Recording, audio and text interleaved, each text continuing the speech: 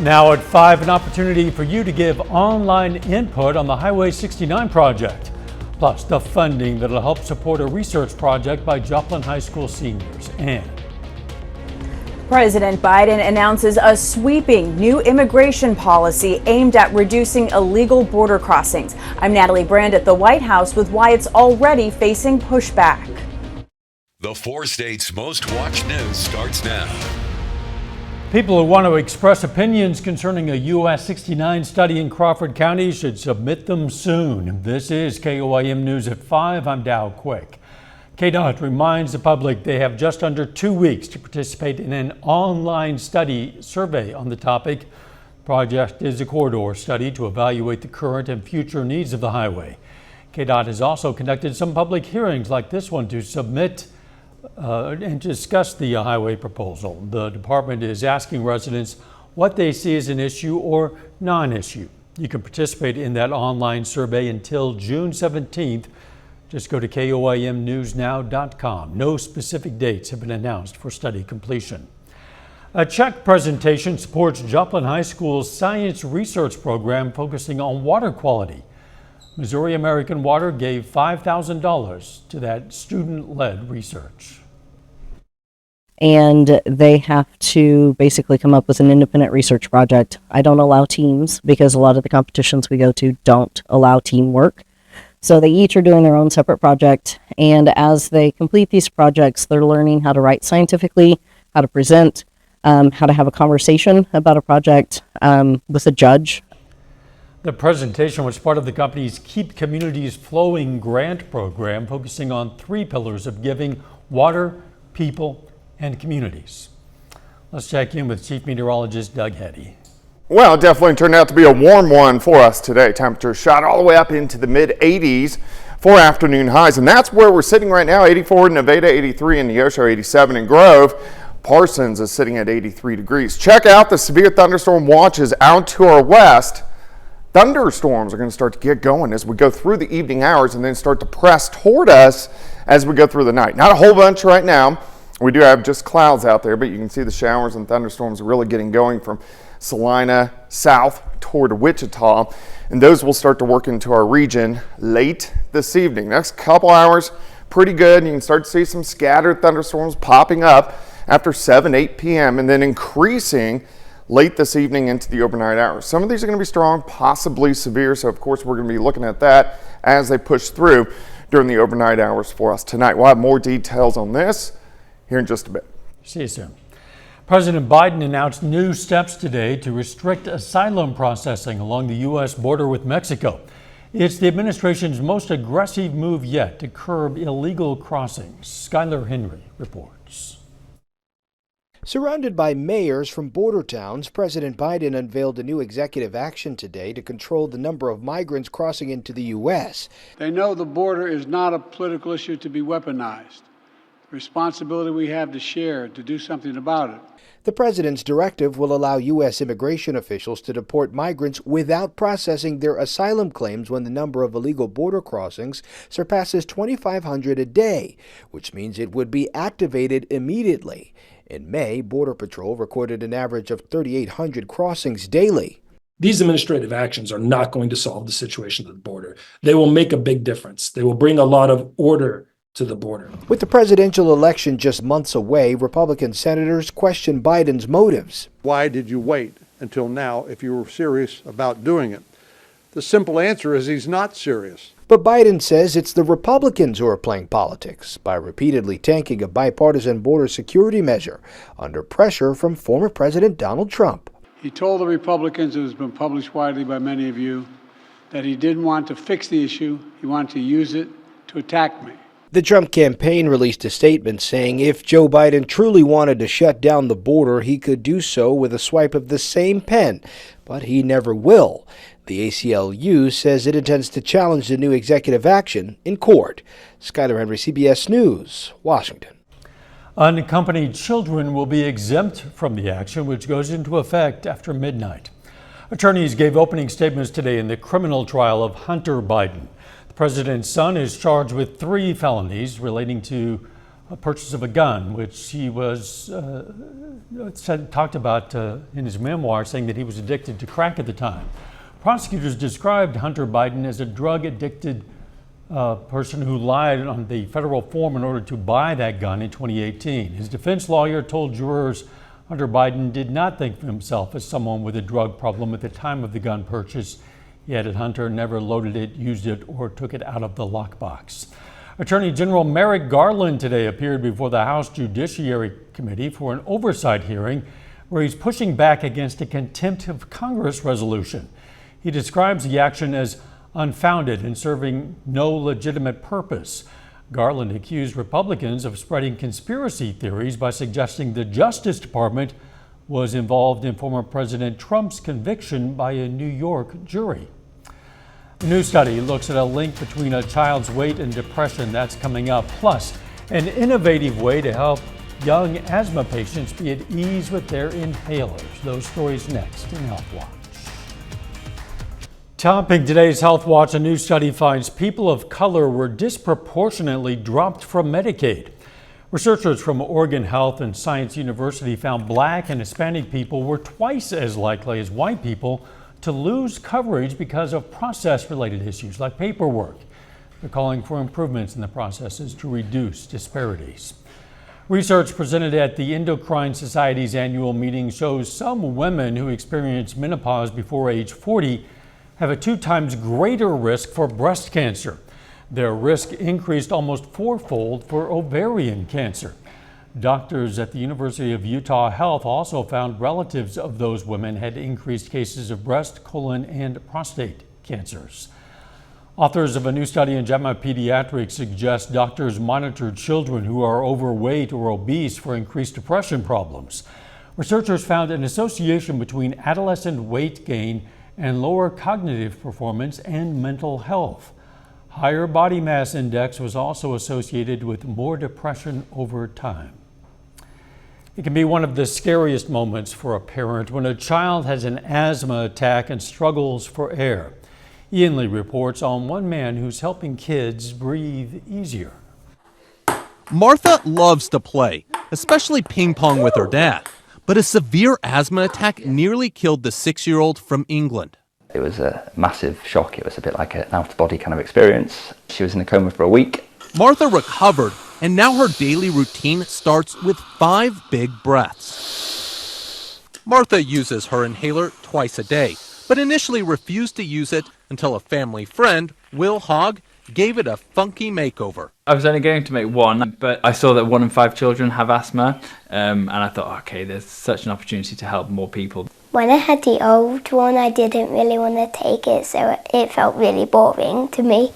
Martha's duck and unicorn inhalers were an instant hit. Just seeing her immediately so much prouder of her inhaler and running around saying that it was her unicorn puff puff. Will and his wife now make handmade inhalers full-time, producing more than 20,000 with fun patterns like dinosaurs, ducks, and soccer balls. We see around about 4 people a day dying of asthma in the UK, and we have one of the highest death rates because of asthma. The UK's National Health Service took notice and is looking to see if the designs could improve inhaler use with more young people. So far we've seen really good positive feedback on the inhaler covers from families. All inhalers are now cool in this house. With the new inhaler, everyone can now breathe a sigh of relief and focus on other things, like who serves next. Ian Lee, CBS News, London. Roughly 10 people in the U.S. die every day from an asthma attack. That's according to the Centers for Disease Control and Prevention. And that is a look at today's health news. A little bit later, new technology to remind drivers about children in the back seat. Plus, we have thunderstorms rolling in for us tonight. We're going to look at that coming up.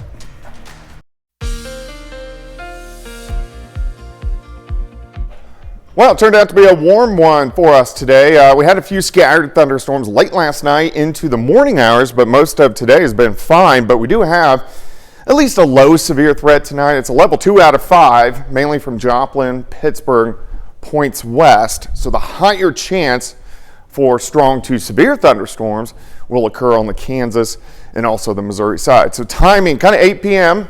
until about 2 o'clock this morning. I'm going to keep all of the threats low, but our main threat is going to be wind and hail as these showers and thunderstorms start to roll in. No watches in place, but we do have severe thunderstorm watches just west of the region. So we'll see if these extend east a little bit later on tonight as our thunderstorms start to get going. As of right now, we look fine. We just have those cumulus clouds out there, but you can see some thunderstorms once you get out toward the I-35 corridor from Wichita and then just north of Wichita, but we are okay. Look at the showers and thunderstorms getting going, still redevelopment with these storms, and then they're also really going to develop down across central Oklahoma, and I think that's where the bigger threat for bigger storms are going to be, even some tornadoes down toward Oklahoma City, maybe as far north as Tulsa. But we are going to get into the action later on tonight as this wave, you can see the kink in the upper level wind flow, pushes through the region. Let me take you through time. Scattered thunderstorms popping up. So here's 7, 8 p.m. Some hit and miss ones, just regular thunderstorms. Bigger thunderstorms start to work in after 9 p.m. So here's 9 p.m. Showers and thunderstorms entering our western counties. Then driving into the region. So here's 11:30 at night. Strong to low grade severe storms. Again, main threat, gusty winds and large hail. Here's 1:30 in the morning, showers and thunderstorms continuing to work through, and then finally start to push out of here by 4, 5 o'clock in the morning. So it is going to be a loud night across the region. Rainfall, we're going to just have to see where the heavier storms set up, but anywhere from 1/4 of an inch, maybe some areas will pick up around an inch of rain. So we'll just have to see where those heavier bands set up. All right, mid-80s out there for us right now. Looks pretty good. Here's 7th and range line setting at 84. South winds are light at about 5 miles per hour. Through the evening, mainly dry next couple hours, and then thunderstorms picking up, especially after 9 or 10 p.m. And then behind this batch, we look pretty good. So if we go into your Wednesday, we'll stop right around the noon hour, sitting into the upper 70s. We go into the lower 80s once again, 4 highs by Wednesday afternoon. Tomorrow night, we drop back into the lower 60s for lows. Then Thursday, looking pretty good as well. And we may get an isolated shower, but in general, it looks pretty good. High temps are going to go into lower 80s. Day planner for you tomorrow. We'll start with the clouds as the showers and thunderstorms move out. 77 by noon, 81 by 4. High temp right around 83 degrees for us tomorrow afternoon. 83 on Thursday, 85 Friday. The rest of the week, pretty calm. Showers and thunderstorms start to return Saturday, Sunday, Monday. A severe threat again Sunday and Monday. And good news here is that will officially end traditional severe weather season. Officially. Yep, I got a few more days. Mother Nature is fully on board with this. Yes, I hope so. All right. Thanks, Doug. Hey, a lawsuit claims a TikTok feature puts our children at risk. We're going to explain just ahead. Topping today's Consumer Watch, the pay gap between workers and executives continues to widen. According to an Associated Press Commission study, CEO compensation jumped to nearly 13% last year. It rose to an average of more than $16 million, which outpaces gains by workers post-pandemic. Worker pay increased only by around 4% last year. A long commute to work is becoming more common for a lot of Americans. A Stanford University study shows commutes of 75 miles or more jumped 32% in 2023 from then to 2024, compared to a previous study from 19 to 20.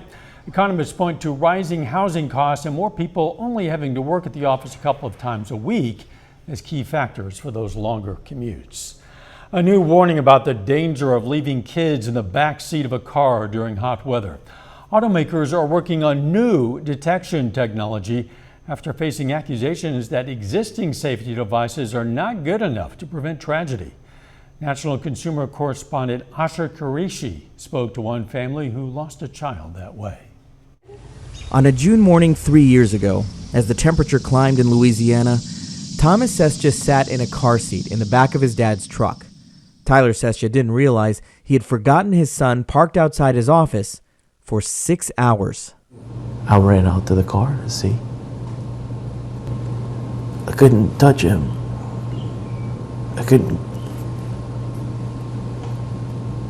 know what to do. I was just so devastated. Police ruled the death an accident. Tyler takes full responsibility. He explains he was experiencing brain fog after being hospitalized with COVID months earlier, and that day he was distracted by an audit at work. Mom Pamela says the family's usual morning routine had changed. I think before this experience, I was a little judgmental on that and thinking that how do people leave their kids in the car and forget their children? And how has that perspective changed? That it can happen to anybody. To address that, a 2021 law requires automakers install audio and visual rear seat reminder alerts in all new 2025 passenger vehicles. Most have already done this voluntarily. Your truck in this case had a rear seat reminder. The way we thought all along how the technology worked in the truck was based on weight. But his truck, like many, was not sensing the weight of a child in the back seat, only whether he had opened and closed the rear door at the start of his trip. We had a false sense of security with the rear seat reminder. 6 children, including Thomas, have died in cars equipped with those rear seat reminders, now required by law. Does the law go far enough? We've been working with the National Highway Traffic Safety Administration, and they know that that's not really an adequate solution. We got a demo of more advanced solutions like radar systems that can even sense the breathing of a baby. If the sensor detects movement within the vehicle, you're going to have the horn go off, and you're also going to get an alert on your smart app. What kind of a difference would that have made for you? If we'd have had the technology in our vehicle that day, Thomas would still be here. I'm Asha Qureshi, CBS News. Some of Hyundai's Genesis models offer a rear occupant alert system which uses both a rear seat alert and radar technology. The National Highway Transportation Safety Administration told CBS News in a statement that it acknowledges there may be safety options beyond the mandated minimum. It's now testing existing radar systems before issuing proposed rules this August. A new Utah lawsuit claims a TikTok feature puts children at risk. TikTok Live allows users to post live videos to the platform where they can interact with viewers and respond to comments in real time. Only users over the age of 18 are supposed to host a live stream, but a lawsuit filed by Utah's Attorney General alleges TikTok Live operates like a, quote, virtual strip club, where children may be encouraged by adults to engage in illicit acts on camera in exchange for payments from other users. The lawsuit also alleges TikTok is aware of the misuse of its live feature, but has failed to take adequate steps to address the issue. And Spotify Premium subscribers in the U.S. get ready for another price hike. Next month, the audio streaming service is going to charge you an extra $1 for its ad-free tier, making it $11.99 per month. Duo customers, which allows 2 people to share the cost of a premium subscription, will go up $2 to $16.99, and the family plan will increase $3 to $19.99. The student plan, that's going to remain $5.99 per month. A new ranking in the Cola Wars is apparently just what the doctor ordered for one beverage company. Dr. Pepper has operated its way into a tie with Pepsi for the number 2 position among colas now, and that's according to a Wall Street Journal report. Regular Pepsi consumption has fallen as consumers shift to Pepsi Zero Sugar. Coca-Cola is still king with at least twice the market share of its opponents. Final check of the forecast up next.